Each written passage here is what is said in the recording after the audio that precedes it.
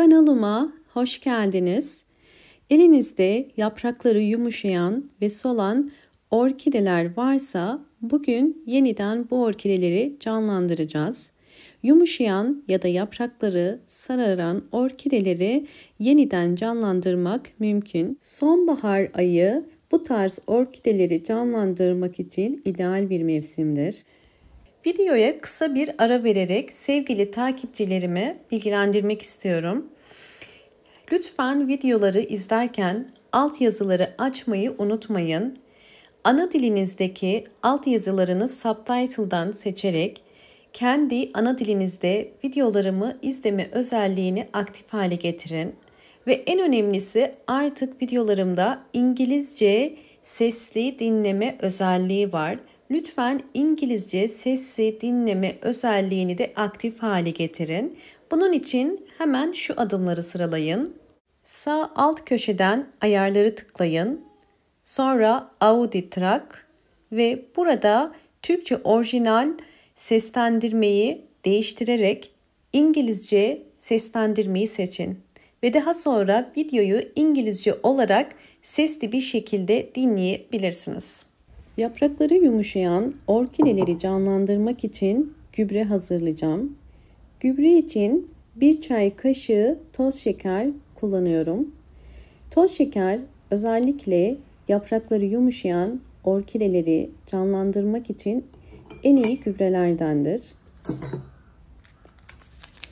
Toz şekerin üzerine 1 yemek kaşığı instant kuru maya kullanıyorum.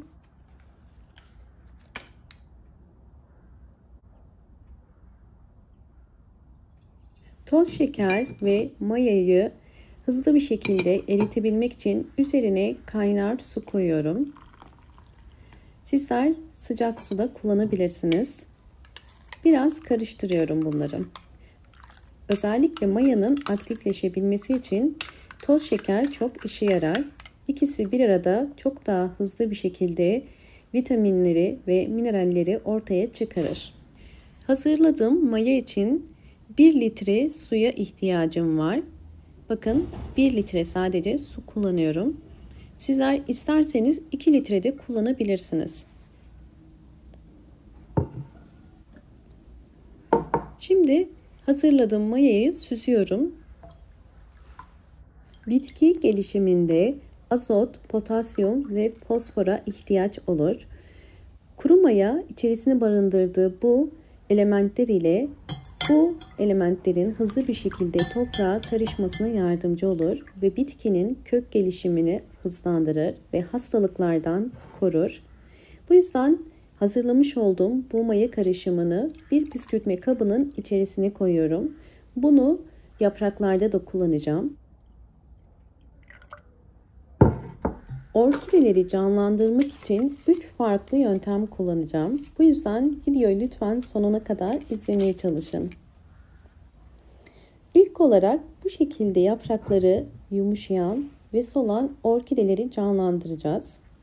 Orkideler özellikle kökler çürüdükçe ya da fazla sulamalardan dolayı bu şekilde yapraklarını yumuşatır.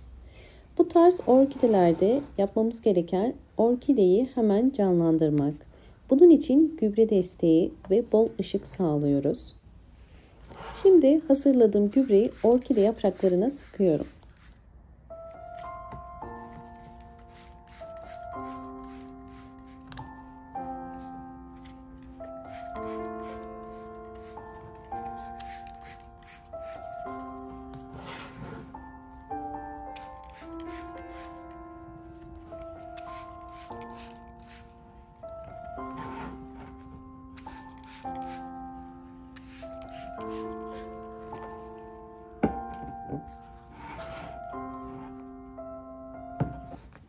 Orkidenin çok fazla gücü olmadığı için çiçek dalını kesiyorum.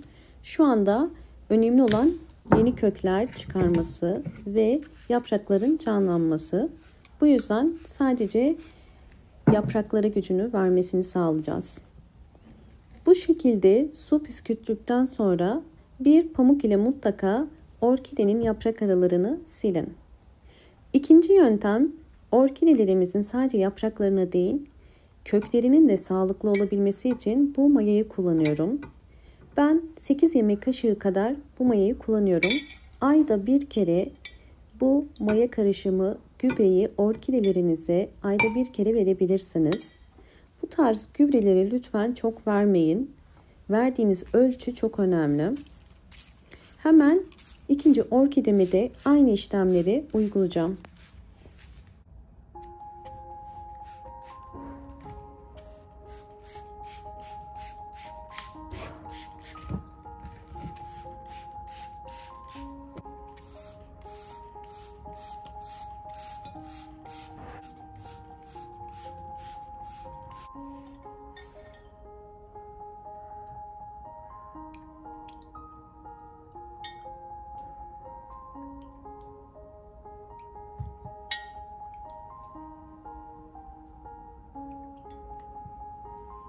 Orkideyi yapraktan gübreledikten sonra mutlaka pencereyi açıp bir pencere kenarına koyun. Ya da benim gibi direkt balkona koyarak orkidenin üzerindeki suyun kurumasına yardımcı olun.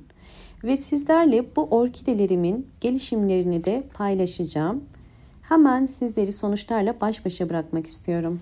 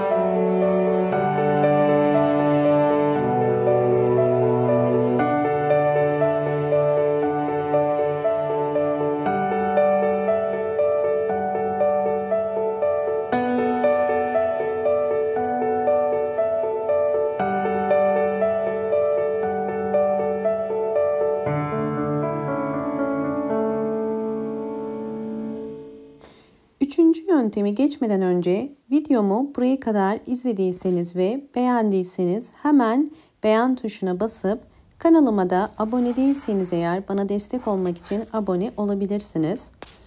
Yine elimde yaprakları yumuşayan ve kökleri tamamen çürüyen bir orkide var. Bu tarz orkideleri kurtarmak mümkündür. Şimdi sizlere böyle bir orkideye nasıl bakım yapmamız gerektiğini gösteriyorum.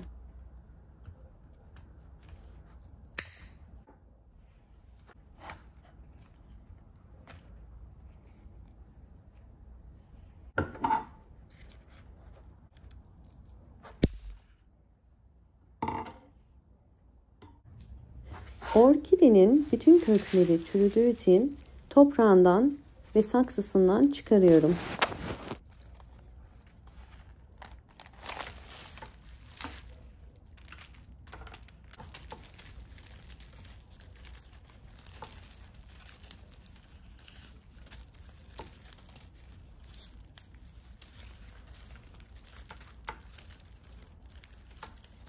Orkidenin kökleri tamamen çürümüş. Bakın bu şekilde çektiğim zaman tel şeklinde kalıyor. Bu orkidenin tüm köklerinin çürüdüğünü gösterir. Böyle bir durumda bütün kökleri keserek orkidenin gövde kısmını iyice temizliyoruz.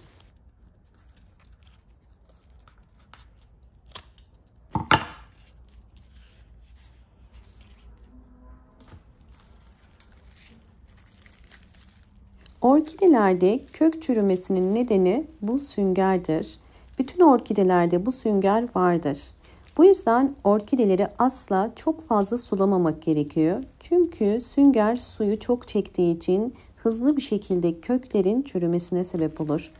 Orkidelerinizin bu şekilde olmasını istemiyorsanız lütfen orkidelerinize çok az su verin. Fazla su her zaman orkideleri öldürür.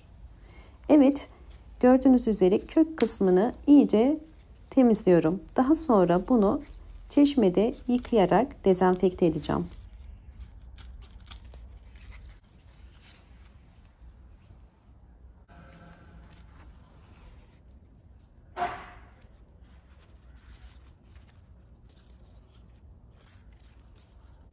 Yaprakları yumuşayan ve köklerini kaybeden orkideyi canlandırmak için mayalı su ile dezenfekte edeceğim.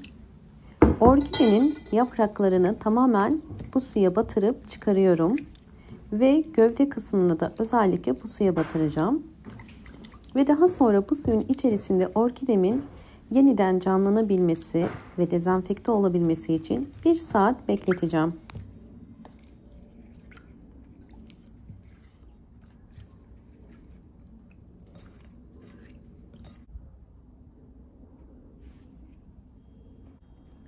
Mayalı suda 1 saat beklettiğim orkideyi çıkarıyorum.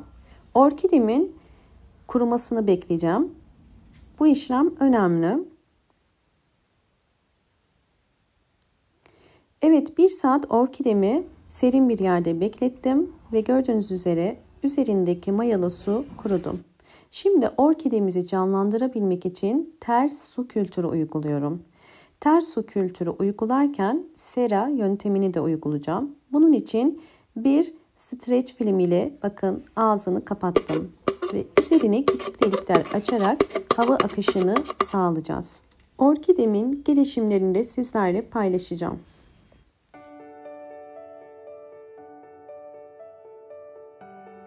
Eğer videomu buraya kadar izlediyseniz ve beğendiyseniz hemen beğen tuşuna basıp kanalıma da abone değilseniz eğer bana destek olmak için abone olursanız çok mutlu olurum.